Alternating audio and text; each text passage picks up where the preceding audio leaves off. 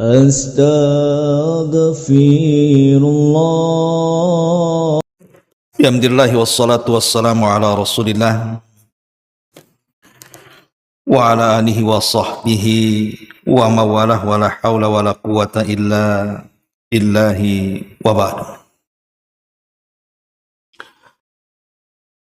Alhamdulillah, di malam hari ini kembali kita bisa bertolabul ilmi di Masjid Nidaul Ilmi, dan pembahasan di malam hari ini kita akan membahas seputar hadis-hadis yang berbicara tentang fitnah. Dan kalau cukup waktunya, kita juga akan bicara soal solusi. Bagaimana caranya kita terhindar dari fitnah-fitnah yang disabdakan Nabi SAW, khususnya di akhir zaman ini. Tidak memperpanjang mukaddimah, langsung saja hadis pertama. Hadis yang dikeluarkan oleh Imam Al-Bukhari dan Muslim dari hadis Abi Hurairah radhiyallahu anhu. Nabi SAW bersabda, "Badiru bil a'mali fitana ka qita'il lailil mudlim. Yusbihu ar-rajulu mu'minan wa yumsi kafiran. Wa yumsi mu'minan wa yusbihu kafiran. Yabi'u ahaduhum dinahu bi aradin minad dunya." Kata Nabi SAW, bersegeralah kalian melakukan amal saleh sebelum terjadi fitnah, di mana fitnah ini seperti penggalan malam yang gelap gulita. Di pagi hari seseorang bisa saja beriman, namun di sore hari dia telah kufur. Atau sebaliknya, di waktu sore dia beriman, di waktu pagi pula dia kufur. Karena salah seorang dari mereka telah menjual agamanya dengan kesenangan dunia semata. Ma'asyiral muslimin yang dimuliakan Allah Subhanahu wa taala, ini adalah fitnah yang sangat mengkhawatirkan. Karena fitnah ini Nabi SAW serupakan dengan penggalan malam yang sangat gelap gulita. Antum kalau berjalan di malam hari tanpa ada penerangan, kira-kira apa yang terjadi? Bisa nabrak sana, bisa nabrak sini, bisa kecelakaan kita. Lah fitnah itu digambarkan seperti itu. Seperti kita berjalan di malam hari yang gelap gulita tanpa ada lampu dan tanpa ada cahaya. Nabi SAW ingin menggambarkan fitnah di akhir zaman dengan mencontohkan di mana ada orang yang beriman di pagi hari, malamnya pula dia kufur. Malam dia beriman, paginya pula dia kufur. Karena mereka lebih mementingkan urusan dunia dibandingkan agamanya. Al-Imam Hasan Al-Basri rahimahullahu ta'ala ketika memberikan catatan apa yang dimaksud di pagi hari beriman, di sore hari pula dia kufur. Di sore hari beriman, di pagi harinya pula dia kufur. Kata beliau mengatakan, di pagi hari terkadang dia mengharamkan darah, mengharamkan kehormatan, mengharamkan harta saudaranya. Namun di sore hari dia justru menghalalkannya. Atau sebaliknya, di sore hari dia mengharamkan darah, mengharamkan kehormatan dan harta saudaranya. Di waktu pagi pula dia halalkan itu semuanya. Artinya orang ini merubah-rubah hukum. Dan akan ada orang yang seperti ini. Dan ini sangat bahaya karena Seseorang bisa kemudian keluar dari Islam ketika kemudian dia menghalalkan yang diharamkan atau mengharamkan yang dihalalkan. Bahkan contoh yang nyata, yang real saja di masyarakat kita. Betapa banyak orang-orang yang murtad hanya gara-gara urusan harta kan. Hanya gara-gara urusan ekonomi. Terkadang hanya masalah perkawinan. Karena ikut suaminya yang kafir, akhirnya jadi kafir. Atau sebaliknya, karena melihat kecantikan istrinya yang kafir, akhirnya dia rela menjadi kafir. Dan itu sangat banyak di masyarakat, terutama di Batam ini. Mungkin dia muslimah, dapat jodoh orang luar, entah bule, entah apa gitu kan. Terkadang rela menggadaikan agamanya hanya karena urusan dunia. Lah ini fitnah ini sudah berlaku. Ma'asyiral muslimin yang dimuliakan Allah Subhanahu wa taala. Kemudian hadis yang kedua. Hadis dari Ummu Salamah radhiyallahu anha. Anna an-nabiy sallallahu alaihi wasallam istaiqadha lailatan. Kata Ummu Salamah, satu hari Nabi sallallahu alaihi wasallam pernah bangun di tengah malam. Faqala, dan Rasul mengatakan, subhanallah, ma anzala atau madza unzila lailata minal fitnah, madza unzila minal khazain, man yuqidu sawahiba al-hujurati, ya rabbi kasiyatin fid dunya ariyah fil akhirati. Kata Nabi SAW, langsung boleh berteriak, maha suci Allah, subhanallah, maha suci Allah. Fitnah apa yang diturunkan malam ini, kata Rasul. Rahmat apa yang diturunkan pada malam hari ini. Sesiapa yang membangunkan wanita-wanita penghuni kamar, maksudnya ummahatul mukminin, ya Tuhan, betapa banyak wanita-wanita yang menutup aurat di dunia, akan tetapi di akhirat mereka telanjang. Kata Nabi SAW, betapa banyak wanita-wanita yang menutup aurat di dunia, tapi di akhirat dia telanjang. Fitnah apa ini? Sebagian pensyarah hadis mengatakan, yang dimaksud wanita-wanita menutup aurat di dunia dan telanjang di akhirat, ada 5 penafsiran ulama. Yang pertama, maksudnya kasiyatun bisyab. Memang betul-betul badannya itu ditutup dengan pakaian. Dengan pakaian. Akan tetapi dia tidak pernah menutup auratnya dengan sempurna. Sehingga al-jaza min jinsil amal. Balasan disesuaikan dengan amalan. Ini satu penafsiran. Dan kita lihat banyak kan wanita-wanita pakai pakaian kan, tetapi pakaiannya itu masih tidak menutup aurat.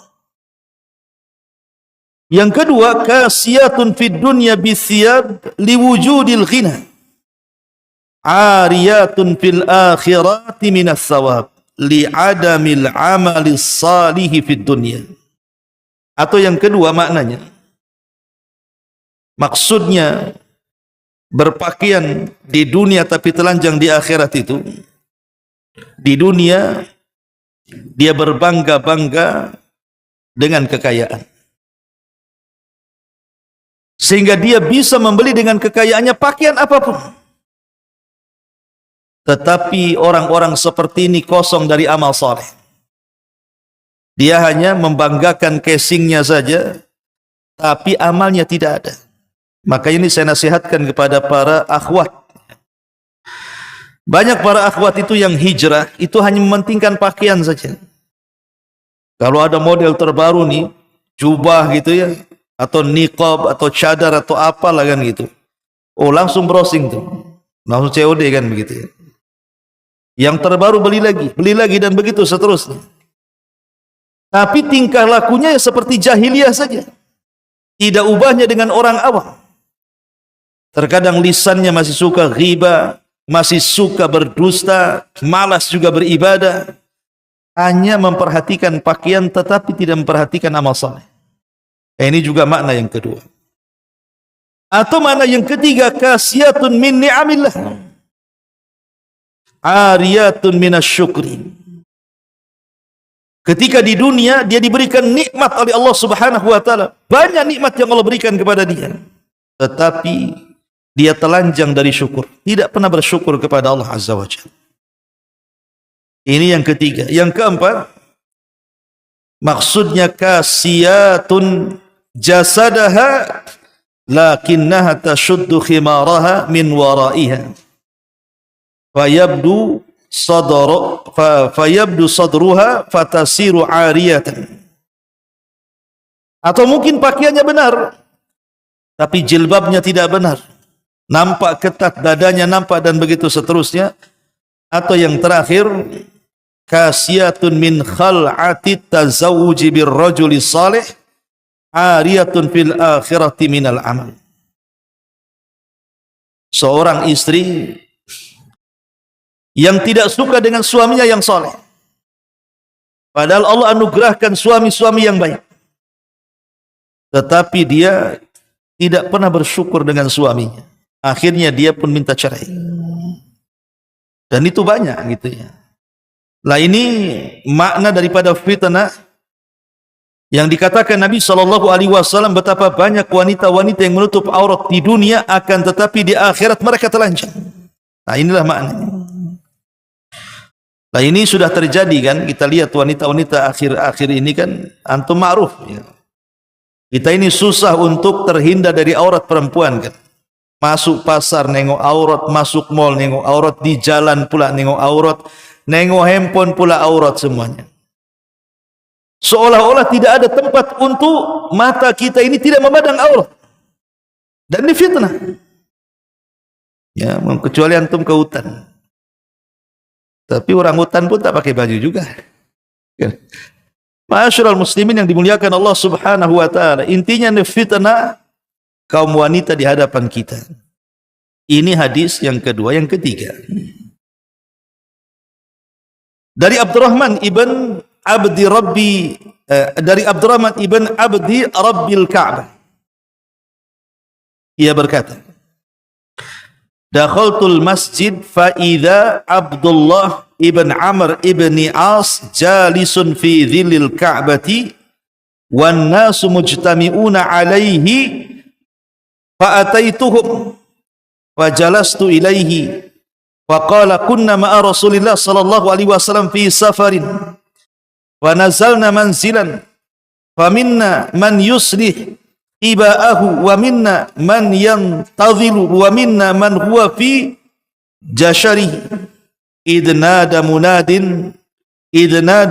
Rasulillah sallallahu alaihi wasallam as-salatu al-jami'ah fajtama'na ila Rasulillah sallallahu alaihi wasallam faqala. Dari Abdurrahman ibn Abdi Rabbil Ka'bah, dia berkata, ketika aku masuk ke masjid, maka terlihat olehku Abdullah ibn Amr ibn As sedang duduk di bawah naungan Ka'bah, dikelilingi orang banyak. Lalu aku datang kepada mereka dan aku dekat dengan Abdullah. Dia berkata, kami pernah mengadakan satu perjalanan bersama Rasul. Lalu di situ kami singgah di sebuah tempat. Di antara kami ada yang memperbaiki tempat tidur kami. Di antara kami ada yang berlatih memanah. Di antara kami ada yang memberikan hewan-hewannya. Tiba-tiba datang utusan Nabi dan mengatakan, as-salatul jami'ah. Maka orang-orang pun berkumpul kemudian melaksanakan salat. Maka selesai melaksanakan salat, Nabi SAW bersabda, innahu lam yakun nabiyyun qabli illa kana haqqan alaihi an yadulla ummatahu ala khairin ma ya'lamuhu lahum wa yunzirahum syarra ma ya'lamuhu lahum wa inna ummatakum hadhihi ju'ila afiyatuha fi awwaliha wa sayusibu akhiraha bala'un wa umurun tunkirunaha wa taji'u fitnah wa yurakkiku ba'duha ba'dan wa taji'ul fitnah fayaqulul mu'min hadhihi muhlikati thumma tankashifu wa taji'ul fitnah fayaqulul mu'min hadhihi faman ahabba an yuzahziha 'anil nar wa yudkhilal jannah fal ta'tihi maniyatuhu wa huwa yu'minu billahi wal yawmil akhir wal ya'ti ilan nas alladhi yuhibbu an yu'ta ilaihi wa man baya'a imaman fa'atahu safqata yadihi wa thamrata qalbihi falyuti'hu in istata'a fa in ja'a akhar yunazi'uhu fadribu unuqal akhar fadanautu minhu faqala lahu anshudukallah anta sami'ta hadha min Rasulillah sallallahu alaihi wasallam fa ahwa ila udunihi wa qalbihi biyadihi wa qala sami'tuhu an Rasulillah sallallahu alaihi wasallam. Kemudian Nabi sallallahu alaihi wasallam mengatakan, umatku yang sempurna dan selamat adalah angkatan yang pertama-tama, maksudnya para sahabat. Tetapi sesudah itu akan ditimpa cobaan berupa hal-hal yang tidak disenangi, seperti timbulnya fitnah, kata Rasul, di mana sebagian mereka menghina sebagian yang lainnya. Oleh karena itulah timbullah bencana setelahnya. Orang-orang yang beriman berkata, inilah kiranya yang membinasakan aku. Setelah hilang bencana tersebut, timbul pula bencana yang lain. Dan seorang mukmin berkata, ini dan itu. Sesiapa yang ingin terbebas dari neraka dan ingin masuk ke dalam sorga, hendaklah dia menemui kematiannya dalam keadaan beriman kepada Allah dan hari akhir. Dan hendaklah dia berjasa kepada umat manusia sesuai dengan yang diinginkan oleh masyarakatnya. Kemudian Rasul mengatakan, sesiapa yang baik dengan pemimpinnya, lalu dia memenuhi baiatnya dengan sepenuh hatinya, hendaklah dia mematuhi pemimpin itu. Jika yang lain datang hendak memberontaknya, peganglah lehernya. Abdurrahman bin Auf berkata, aku lebih dekat lagi kepada Amr, lalu aku berkata, dengan nama Allah saya bertanya kepada anda wahai Abdullah, apakah kamu mendengar hadis itu dari Nabi sallallahu alaihi wasallam? Maka kata Abdullah, iya, aku mendengar hadis itu dari Nabi sallallahu alaihi wasallam. Kemudian kukatakan, bagaimana dengan anak pamanmu, maksudnya Muawiyah? Dia menyuruh kami memakan harta sesama dengan cara yang haram dan memerintahkan untuk saling membunuh sesama. Ada Allah mengatakan, wahai orang-orang yang beriman, janganlah kamu makan harta sesamamu dengan cara yang haram, kecuali berjual beli dengan cara sesuka hatimu. Maka Amr terdiam, kemudian berkata, patuhilah perintahnya bila dia sesuai dengan perintah Allah, dan langgarlah perintahnya kalau dia tidak sesuai dengan perintah Allah. Itu lanjutan hadisnya. Jadi di sini, hadis ini ikhwatu fillah muliakan Allah subhanahu wa ta'ala, Nabi menceritakan fitnah setelah generasi terbaik umat ini. Generasi terbaik siapa? Para sahabat. Kata Nabi SAW, khairun nas qarni, sebaik-baik umatku adalah generasiku, maksudnya aku dan para sahabat. Baru setelahnya para tabi'in, baru setelahnya para tabi'in. Tapi kata Nabi SAW, setelah hilang generasi terbaik ini, maka akan timbul bencana. Bencana yang sangat dahsyat, di mana seorang muslim sudah berani menghina muslim yang lainnya, sudah berani merendahkan muslim yang lainnya, sudah berani kemudian menghina muslim yang lainnya. Timbullah bencana sehingga muslim-muslim yang lain mengatakan, duhai hancurlah aku dengan bencana ini. Kemudian setelah hilang bencana ini, datang pula bencana yang lain yang jauh lebih besar daripada itu. Kemudian Rasulullah SAW mengatakan, apabila datang bencana itu, kata Nabi SAW, kalau kalian ingin selamat, maka meninggallah di atas keimanan kepada Allah dan akhiratnya, kepada hari akhir. Kemudian berbuat baik kepada manusia. Kemudian Rasul mengingatkan soal ketaatan kepada pemimpin. Karena ini yang terjadi fitnah di akhir zaman itu, ketika kita tidak taat kepada pemimpin. Di negeri kita ini kan sekarang sedang mengadakan pesta demokrasi, ikhwan. Pesta demokrasi. Berapa banyak orang-orang yang mencela para pemimpin. di mimbar-mimbar, ya, dengan bahasa yang terkadang bahasa itu tidak direm, bahasa cacian dan makian. Padahal kalau seandainya mereka merubah bahasa dengan doa itu kan lebih baik. Karena mencaci maki itu tidak ada manfaatnya, tapi berdoa itu pasti ada manfaatnya. Nah, sebentar lagi, mungkin beberapa hari ke depan, akan ada pengumuman siapa penguasa yang akan berkuasa di negeri kita ini. Maka arahan ahli sunnah wal jamaah, siapapun pemimpinnya yang terpilih menurut ketentuan perundang-undangan di negeri kita. Kita tidak cerita pengangkatan secara syar'i karena negeri kita ini demokrasi. Tetapi yang kita soroti adalah siapapun yang sudah diangkat menjadi pemimpin di negeri kita, maka kewajiban kita harus taat dan mendengar. Tidak boleh kita ini mengkritik, memberontak, menjelek-jelekan.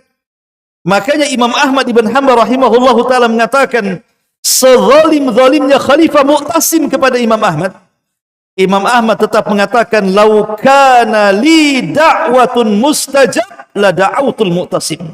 Kalau aku punya doa yang bisa diijabah Allah, aku akan berikan doa itu khusus untuk kebaikan Khalifah Mu'tasim. Maka kalau seandainya sudah terpilih beberapa hari ke depan, maka kita wajib menghormati pemimpin kita, wajib taat.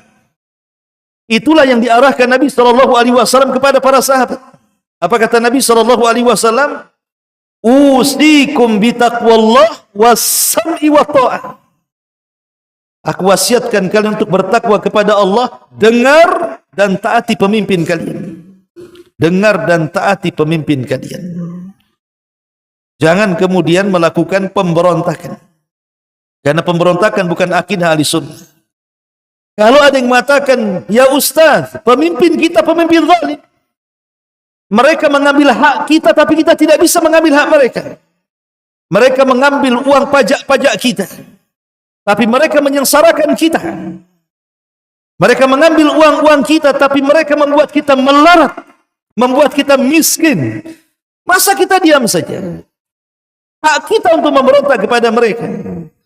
Hal ini pernah ditanyakan langsung kepada Nabi SAW dan mengatakan, bagaimana menurut pendapat engkau jika ada pemimpin mereka menghalangi kami dari hak-hak kami, sedangkan mereka menuntut hak-hak mereka dari kami?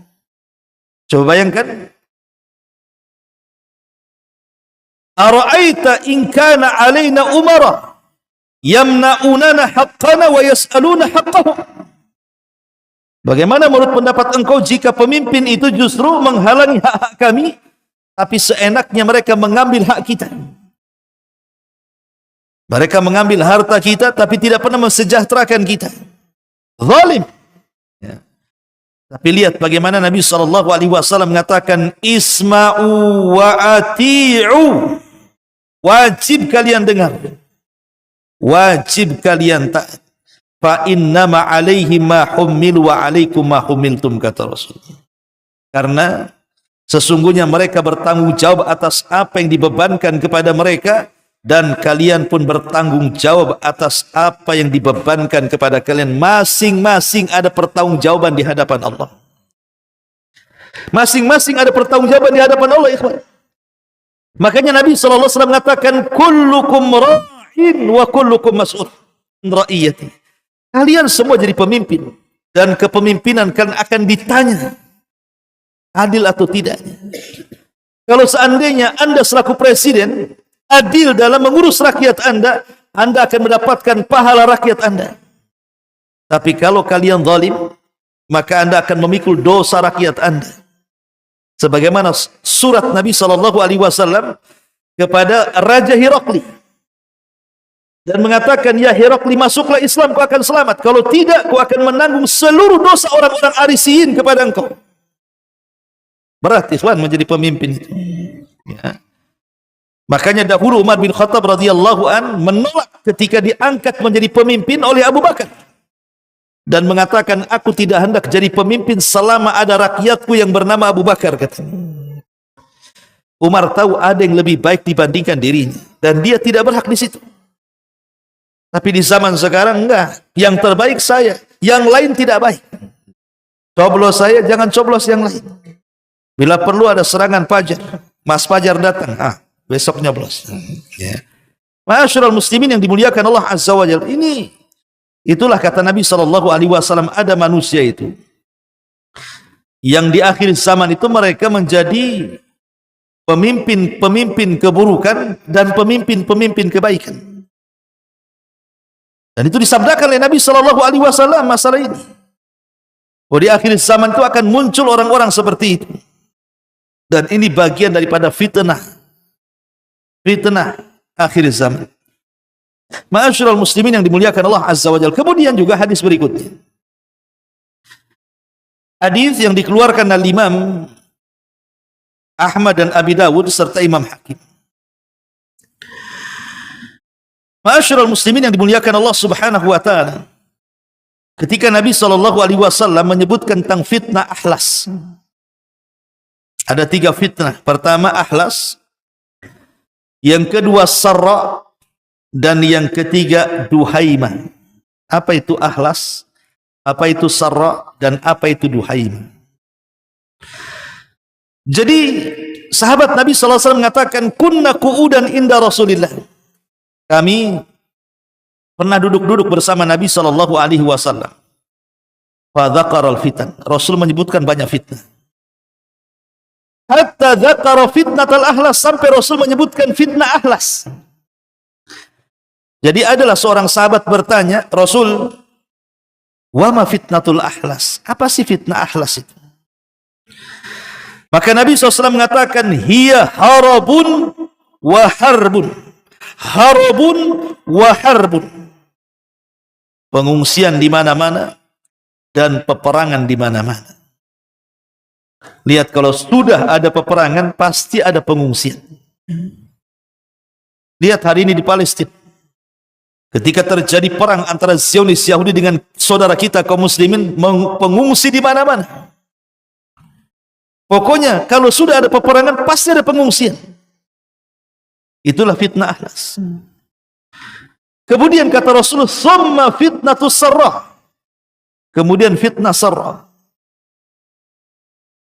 Dakhanuha min tahti qadamai rajulin min ahli baiti yaz'amu annahu minni wa laysa minni. Wa innama awliya'il muttaqun. Thumma yastalihun nas ala rajulin kawarikin ala dila'in. Kemudian kata Nabi SAW akan terjadi fitnah sarra yang kedua. Sumber asapnya berasal dari 2 telapak kaki seseorang laki-laki keturunanku ahli bait. Ia mengklaim dirinya sebagai bagian dari aku, padahal sama sekali bukan bagian dari aku. Karena wali-waliku hanyalah orang-orang yang bertakwa kepada Allah Subhanahu wa ta'ala.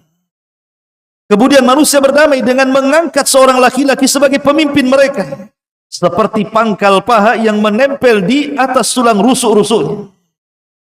Kemudian kata Rasul, thumma fitnatud duhaimah. Kemudian setelah itu datang fitnah duhaimah. Apa fitnah duhaimah? Kata Rasul, la tada' ahadan min hadhil umma illa latamathu latmah. Ketika datang fitnah duhaimah ini, tidak ada satupun manusia kecuali tamparnya. Tidak ada satu rumah kecuali dimasukinya. Ila dikatakan, inqadat tamadat yusbihu ar-rajulu fiha mu'minan wa yumsi kafira hatta yasiran nas ila fustataini, fustati imanin la nifaqa fi wa fustati nifaqin la imana fi. فَإِذَا كَانَ ذَاكُمْ فَانْتَذِرُوا الدَّجَّالِ مِنْ يَوْمِهِ أَوْ مِنْ غَدِهِ. Adapun fitnah duhaimah yang tidak membiarkan seorang pun dari umat ini kecuali akan ditamparnya dengan tamparan yang keras. Ketika orang-orang mengatakan fitnah sudah selesai, ternyata fitnah itu masih saja terjadi. Fitnah sudah selesai, tapi fitnah itu masih ada tuh juga. Kemudian di waktu pagi seseorang dalam keadaan beriman, namun di sore hari dia telah kufur. Akhirnya manusia terbagi menjadi dua kelompok. Kelompok beriman yang tidak ada kemunafikan sedikit pun di antara mereka, dan kelompok munafik yang tidak ada keimanan sedikit pun dari mereka. Jika hal itu telah terjadi, tunggulah munculnya Dajjal hari itu atau keesokan harinya. Baik, kita akan jelaskan apa tiga fitnah ini, dan tiga-tiganya sudah terjadi. Ya. Pertama, fitnah ahlas. Jadi fitnah ahlas ini adalah fitnah pertempuran antara kaum muslimin dengan orang-orang kafir. Dan ini sudah terjadi. Ya, contoh realnya saja kita lihat orang-orang Palestina berperang melawan Zionis Yahudi. Jangankan cerita orang muslim melawan orang kafir. Yang lebih takjub daripada itu, orang Islam melawan orang Islam. Perang sesama kaum muslimin. Mungkin tidak dalam bentuk pasukan besar, terkadang dalam individu. Orang saling membunuh satu dengan yang lainnya hanya gara-gara faktor ekonomi, faktor warisan, faktor rebutan lahan, faktor masalah kecil kadang-kadang. Masalah parkir, masalah perempuan, masalah ketersinggungan, orang bisa bunuh-bunuhan. Ini namanya fitnah ahlas. Dan ini sudah terjadi. Ya. Ma'asyiral muslimin yang dimuliakan Allah Subhanahu wa taala. Kemudian yang kedua, fitnah sarrah. Sarrah ini artinya kesenangan hidup. Sarrah itu fitnah kesenangan hidup. Di mana ketika Allah bongkar atau Allah buat manusia itu kaya, dibukakan rezeki pada mereka, lupa daratan, akhirnya lebih mencintai dunia dibandingkan akhirat. Ini yang ditakutkan Nabi SAW ketika kaum muslimin lemah, kemudian musuh-musuhnya mengepung. Kemudian para sahabat bertanya, kenapa bisa dikepung? Karena mereka sudah terkena penyakit lemah. Kemudian Rasul menyebutnya dua, hubbud dunya wa karahiyatul maut, cinta kepada dunia yang berakhir dengan takut kepada kematian. Nah, itulah fitnah sarrah. Ketika kemudian dunia melalaikan dia dari akhiratnya. Dan ini sudah banyak. Di depan kita banyak sekali. Betapa banyak orang-orang yang tadinya istiqomah menjadi kemudian keluar dari istiqomah gara-gara urusan dunia, kan? Banyak. Saya saksikan sendiri. Bahkan murid-murid saya sendiri. Ketika mereka belum berhasil, Masya Allah, hadir di kajian. Tetapi ketika Allah bentangkan kekayaan, dah lupa. Penampilannya pun seperti orang awam, sudah. Bukan seperti orang ngaji lagi. Ya, ma'asyiral muslimin yang dimuliakan Allah Azza wa Jalla. Ini namanya fitnah sarrah. Dan fitnah sarrah ini tentu penyebabnya banyak. Karena fitnah ini memang sengaja terkadang ditimbulkan oleh musuh-musuh Islam untuk menghancurkan Islam, kan? Seperti umpamanya kita lihat musuh-musuh Islam masuk dalam dunia perfilman. Akhirnya kemudian kita ditongkrongi film-film Hollywood. Akhirnya kemudian kita dibayangkan seolah-olah kita masuk dalam film tersebut. Ya, bayangkan. Ataupun mungkin dari segi hiburan-hiburan yang lainnya, termasuk handphone lah, media massa itu. Itu kan fitnah sarrah juga tuh, handphone itu. Karena itu bisa melalaikan orang belajar agama, kan? Coba orang bisa nonton YouTube, entah apa yang dilihat itu, satu hari dia sanggup. Sebelum tidur lihat lagi, bangun tidur lihat lagi. Ya kalau ceramah-ceramah murattal mungkin baik, tapi kebanyakan bukan itu yang ditonton. Ini bagian daripada fitnah sarrah. Ya, belum lagi mereka memasukkan untuk menghancurkan Islam dari makanan, dari obat-obatan, dari macam-macam, ya, hiburan-hiburan yang ditampakkan kepada kita. Ini fitnah sarrah namanya. Adapun yang terakhir, fitnah duhaimah. Fitnah duhaimah ini, yang kata Nabi SAW, tidak ada satupun tempat kecuali dimasuki, tidak ada manusia kecuali tamparnya. Ini adalah fitnah syubhat. Fitnah kesesatan, fitnah kemunafikan, fitnah kemurtadan. Dengan berbagai macam pemahaman-pemahaman ideologi yang berada di tengah-tengah umat Islam ini, akhirnya walaupun umat Islam tidak murtad dari agamanya, tapi mereka dijauhkan dari agama. Nah, ini fitnah duhaimah. Dan tentunya fitnah duhaimah ini karena kurangnya kita belajar agama. Akhirnya kemudian datang pemahaman-pemahaman sesat, kita tidak bisa menyaringnya. Ada orang yang ingin hijrah karena tidak tahu siapa yang harus dia ikuti ilmu, gurunya siapa, masuk pula ke dunia medsos, berselancar pula di dalamnya. Terkenalah pemahaman Khawarij, pemahaman Syiah, pemahaman aneh-aneh dalam medsos itu, akhirnya bukannya dapat hidayah, sesat pula dia. Itulah fitnah duhaimah, fitnah syubhat yang menghancurkan agama. Ma'asyiral muslimin yang dimuliakan Allah Subhanahu wa taala, ini fitnah-fitnah ini kan sudah terjadi. Tiga-tiganya sudah terjadi. Kemudian juga hadis yang lainnya, hadis Anas bin Malik radhiyallahu anhu.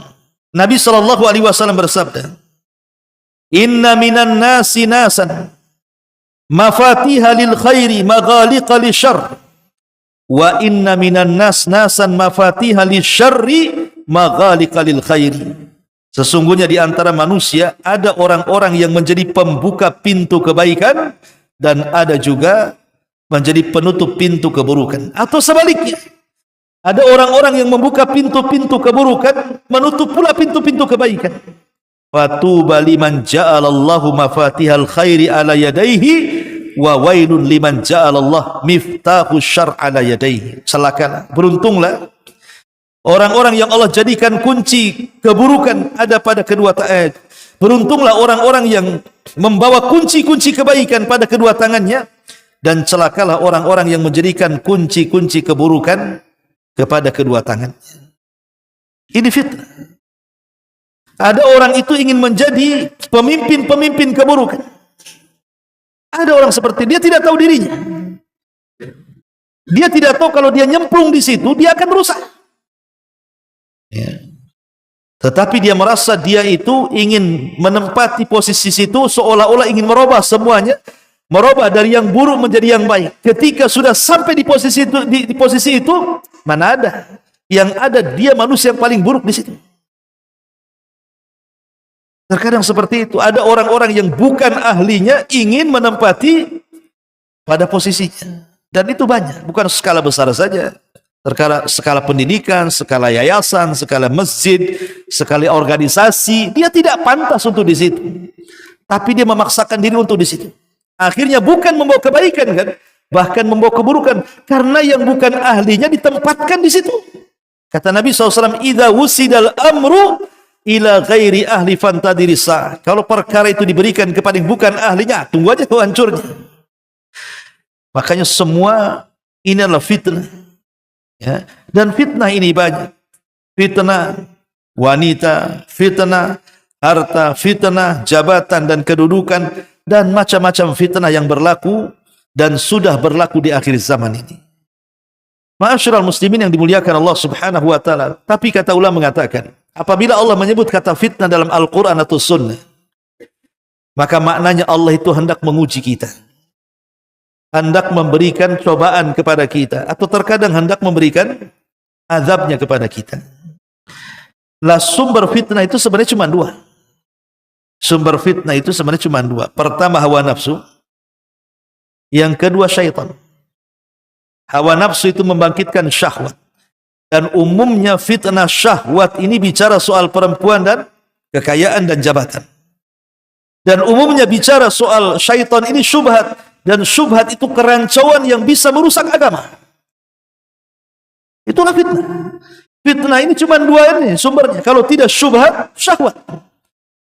Syubhat dari syaitan dan syahwat dari hawa nafsu. Dan kita lihat hari ini berbagai macam fitnah, dari dosa-dosa yang tidak akan pernah diampuni Allah, kesyirikan, menyebar di tengah-tengah umat kita kan. Mulai datang ke dukun, percaya kepada tangkal-tangkal dan jimat, masih datang ke kuburan-kuburan para wali meminta-minta di situ. Ataupun orang-orang yang yakin dan percaya di sana ada pengatur, pencipta dan begitu selanjutnya selain daripada Allah Azza wa Jalla. Kesyirikan di mana-mana. Baik syirkul akbar atau syirkul asghar. Belum lagi bid'ah di mana-mana. Belum lagi kemaksiatan di mana-mana. Ini fitnah semuanya. Lah, pertanyaan pun muncul, macam mana caranya kita terbebas dari fitnah ini? Nah, kita masuk pada solusi. Yang pertama, Kalau kita ingin terhindar dari fitnah itu, kata para ulama, yang pertama, kuatkan keimanan kita. Kuatkan keimanan. Di zaman fitnah ini, yang bisa menolong kita hanyalah iman. Kalau iman kita tidak kuat, antum akan terseret dalam fitnah. Ya. Dalam sebuah perkataan yang dinyatakan oleh Al-Hasan Al-Basri rahimahullahu ta'ala, afan Hudzaifah ibn Yaman radhiyallahu anhu mengatakan, la tadurruka fitnah ma arafta dinak, innamal fitnatu idza ishtabaha 'alaikal haqq wal batil. Kata Hudzaifah ibn Yaman, fitnah itu tidak akan membahayakan kamu selama kamu betul-betul mengenali agamamu. Hanyalah fitnah itu bila tersamarkan atasmu antara hak dan yang batil.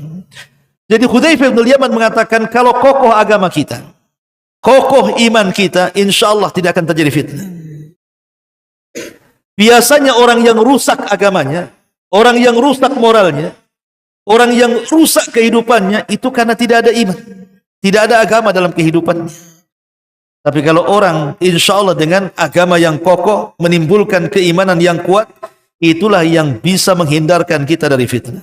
Ini yang pertama, kuatkan keimanan kita. Ma'asyiral muslimin yang dimuliakan Allah Subhanahu wa taala.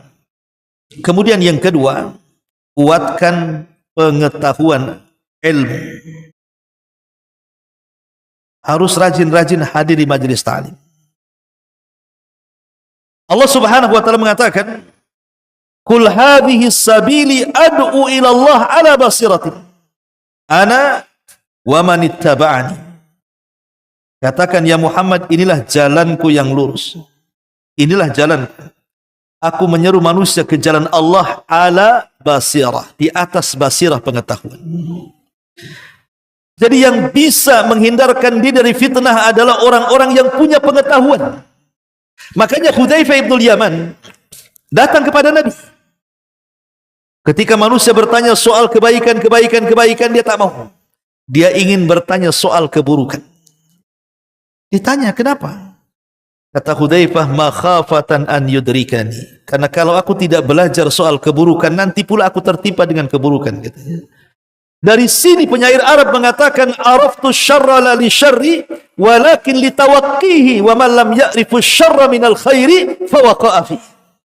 Aku mempelajari keburukan bukan untuk diamalkan, tapi aku mempelajari keburukan biar mudah untuk meninggalkan. Karena siapa yang tidak bisa membedakan mana baik, mana buruk, pasti terjerumus kepada keduanya. Makanya pengetahuan itu penting, ilmu itu penting. Dan ulama mengatakan bahwa di antara bagian daripada basirah pengetahuan supaya kita terhindar dari fitnah adalah, pertama, sidqul iman. Harus betul-betul jujur dalam keimanan. Yang kedua, al-ilmu nafi, cari ilmu yang bermanfaat. Cari ilmu yang bermanfaat. Ya, ilmu agama yang bermanfaat. Yang kedua, al-amalu bil ilmi, setelah kita mendapatkan ilmu yang bermanfaat, ya beramal dengan ilmu. Kemudian juga berdakwah dengan ilmu. Kemudian juga sidqu ittiba'i sunnah, jujur ketika mengikuti sunnah. Termasuk juga at-tamassuk bil Quran wal inayah, berpegang dengan Al-Quran dan punya perhatian khusus dengan Quran. Itu bagian daripada basirah artinya. Jadi basirah itu mencakup kejujuran dalam iman, mencari ilmu yang bermanfaat, beramal dengan ilmu, berdakwah dengan ilmu, tamasuk dengan sunnah, dan kembali kepada Al-Quran. Kalau ini dilakukan, berarti kita di atas basirah, di atas ilmu. Inilah yang bisa menghindarkan kita dari fitnah akhir zaman. Ini yang kedua. Kemudian yang ketiga, as-silatu billah. Hubungkan kita dengan Allah. Kalau kita ingin terhindar dari fitnah akhir zaman, hubungkan hati kita dengan Allah. Lakukan hubungan dengan Allah Subhanahu wa ta'ala. Karena hanya dengan dekat dengan Allah itu cara satu-satunya kita menghindar dari fitnah. Dengan cara apa melakukan hubungan dengan Allah Subhanahu wa ta'ala? Ya dengan cara memperbanyak ibadah. Yang pertama salat, itu yang paling penting.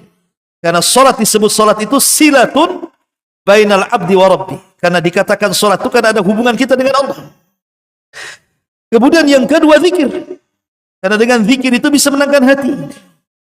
Kemudian yang ketiga ta'awud. Memperbanyak isti'adzah. Karena dengan isti'adzah itu kita terhindar dari godaan syaitan. Kemudian juga berdoa kepada Allah Subhanahu wa taala. Karena doa itu adalah silah senjatanya seorang muslim.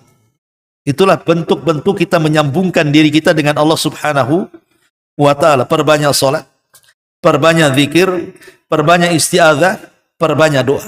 Itulah hubungan kita dengan Allah Subhanahu wa taala. Kemudian yang keempat, ar-ruju' ila ahlil ilmi. Kalau ingin terhindar dari fitnah, merapatlah kepada para ulama. Karena terkadang fitnah ini kalau belum terjadi ulama sudah tahu. Tapi kalau sudah terjadi baru orang awam tahu. Ulama itu sudah tahu akan terjadi fitnah. Orang awam tak tahu. Orang awam itu tahu kalau sudah terjadi fitnah. Lihat musim politik, semua orang bicara. Orang pasar pun bicara. Sekolah politik pun tidak. Tapi dia bisa komentar. Oh nggak beres nih presiden anu. Kenapa? Calonnya gini-gini. Yang oh ini nggak beres. Semua komentar. Kapan antum belajar politik? Kuliah di mana? S berapa? Ya. Kenapa semua bisa komentar? Nggak bisa semua dikomentari, ikhwan. Tidak semua harus dikomentari. Karena komentar itu ada dengan ilmu. Ini semua dikomentari. Ma'asyiral muslimin yang dimuliakan. Karena bahaya. Apalagi sekarang kan ada rekam jejak gitu ya. Terkadang komentar itu ada rekam jejaknya di YouTube. Kadang-kadang bisa dihapus. Entah ngomong macam-macam. Nggak ada ilmunya. Setelah kemudian kejadian, baru kemudian mereka sadar. Ma'asyiral muslimin yang dimuliakan Allah Azza wa Jalla. Makanya kalau ada apapun yang besar yang menyangkut perkara manusia, hanya kepada ulama. Jangan beristihad. Jangan tanya kepada talabul ilmi yang kadang-kadang dijawab dengan ilmu, kadang-kadang tidak dijawab dengan ilmu pula. Tapi carilah para ulama yang rabbani, para ulama yang cerdas, yang memang mentarbiah umat, yang terkenal takwanya, zuhudnya, ibadahnya, taatnya. Merapat kepada mereka. Karena hanya dengan merapat kepada para ulama itulah kita terhindar dari fitnah. Karena tidak ada, kalau setiap ada syubhat masuk kita bisa tanya, gimana hukumnya Syekh? Ya. Tapi kalau sesama antum ada syubhat, itu syubhat lawan syubhat jadinya. Kuadrat syubhat jadi. Gak dapat solusi. Akhirnya debat sambal saja. Ma'asyiral muslimin yang dimuliakan Allah Azza wa Jalla. Ini juga harus dipahami. Kemudian juga di antara menghindar dari fitnah adalah as-sabru. Jangan terburu-buru sabar. Bersabar itu penting. Di zaman Nabi SAW periode Mekah. 13 tahun loh Rasul itu di Mekah. Mata Rasul itu melihat bagaimana disiksanya para sahabat. Ammar disiksa, Bilal disiksa, Suhaib disiksa, Khabbab disiksa. Rasul melihatnya. Tapi Rasul sabar. Ya. Apakah kemudian Nabi SAW menggerakkan para sahabat di Mekah, ayo kita perang? Tidak. Karena ini fitnah. Kekuatan kaum muslimin belum banyak. Makanya Rasul sabar, bahkan mengatakan kepada keluarga Ammar dan mengatakan, ya ala Yasir isbiru ya ala Yasir fa inna mau'idukumul jannah. Sabarlah wahai keluarga Yasir, tempat duduk kalian di surga. Rasul tidak bisa apa-apa. Sampai akhirnya 13 tahun Rasul pun para sahabat hijrah. Rasul pun ikut hijrah. Pada siapa Nabi? Dia seorang Nabi. Dia pun hijrah. Dia sabar 13 tahun menghadapi fitnah. Maka kita pun harus sabar. Terkadang anak muda ini hanya modal semangat, tapi tidak sabar. Lihat orang-orang Khawarij itu.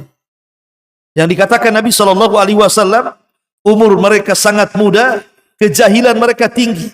Karena modal semangat tidak mau cari agama, akhirnya berakhir dengan melakukan pemboman, pembunuhan di mana-mana kan? Tanpa ilmu. Ya. Makanya harus sabar menghadapi fitnah itu. Ma'asyiral muslimin yang dimuliakan Allah Subhanahu wa taala. Kemudian juga al-iman bil qadar. Beriman dengan takdir Allah Subhanahu wa taala. Apapun yang Allah kehendaki pasti terjadi. Apapun yang Allah tidak kehendaki tidak mungkin terjadi walaupun kita berkehendak. Karena ketika ada orang kemudian diuji dengan fitnah harta, kemiskinan, ataupun difitnah dengan ujian kesehatan, sakit, berkepanjangan. Betapa banyak orang-orang yang futur lari dari Allah akhirnya Tasahud, menolak takdir kan. Kenapa si aku aja yang miskin, yang si fulan itu kaya terus? Kenapa si aku sakit terus, gak sehat-sehat? Kenapa si fulan sehat-sehat terus? Akhirnya menolak takdir, seolah-olah apa? Oh, jangan-jangan Allah itu tidak sedang baik dengan saya. Suudon kepada Allah, jangan-jangan Allah sedang mengadab saya. Akhirnya kemudian menganggap cobaan itu sebagai azab dari Allah Subhanahu wa taala. Ini karena tidak percaya dengan takdir. Akhirnya tasahud, yang menolak takdir Allah Subhanahu wa taala. Kemudian juga di antara supaya kita terhindar dari fitnah adalah cobalah kita mutalaah qasasi salafi. Memandang kisah-kisah para ulama, para nabi, orang-orang soleh. Macam mana mereka cara menghadapi fitnah itu? Ya, supaya kita juga lebih sabar lagi dengan melihat mereka. Karena mereka lebih paham dibandingkan kita. Bagaimana caranya menghindar dari fitnah? Ya contohnya umpamanya Imam Ahmad. Imam Ahmad ini muridnya banyak, Iwan. Satu kota Baghdad dia murid dia semua. Kalau dia mau berontak dengan khalifah, baik Ma'mun, Wasik ataupun Mu'tasim, pisah. Murid dia banyak. Sampai muridnya datang ke penjara dan mengatakan, ya Imam, ucapkan saja Al-Quran makhluk. Engkau akan keluar dari penjara. Itu yang mereka kehendaki. Kata Imam Ahmad, nggak bisa. Kau lihat ya orang-orang yang membawa pena dengan tulisan-tulisan itu. Sempat aku katakan Al-Quran makhluk, kemudian mereka mencatatnya. Aku sesat, mereka pun ikut sesat. Aku tidak mau menyesatkan mereka. Kata muridnya, oh kalau gitu kita berontak Pak Imam. Jangan. Ad-dima ud-dima. Ingat, soal darah. Soal darah, soal lain. Ya. Imam Ahmad bisa saja menggerakkan murid-muridnya kan. Tapi ini soal darah. Enggak mau. Akhirnya ditahan. Sampai Allah Subhanahu wa ta'ala keluarkan Imam Ahmad di masa Al-Mutawakkil. Dan menjadi imam ahli sunnah wal jamaah. Kata para ulama, kalaulah bukan karena dua manusia, tentu Islam ini sudah roboh. Pertama Abu Bakar di zaman fitnah, di zaman murtad, di zaman riddah, dan Imam Ahmad di zaman fitnah, di mana akidah orang diuji oleh orang-orang Mu'tazilah. Ini urusan darah, tidak bisa tergesa-gesa. Ya, lihat ini kan sejarah bagaimana Utsman bin Affan radhiyallahu anhu dikepung oleh orang-orang Sabaiyun rumahnya. 5.000 orang mengepung rumahnya. Banyak sahabat yang menawarkan diri untuk ikut terlibat membela Utsman. Abdullah ibn Umar, bahkan Hasan dan Husain juga di situ. Abu Hurairah sudah siap dengan pedang. 700 para sahabat sudah akan membela Utsman dan mengatakan, dulu kami membela Nabi, sekarang kami yang membela engkau, wahai Utsman. Tapi apa kata Utsman? Saya tidak mau ada satu darah menetes di sini. Sebaiknya kalian pergi. Enggak mau. Akhirnya Utsman pun rela mengorbankan dirinya tanpa harus mengorbankan banyak para sahabat. Cukup dia saja yang dibunuh.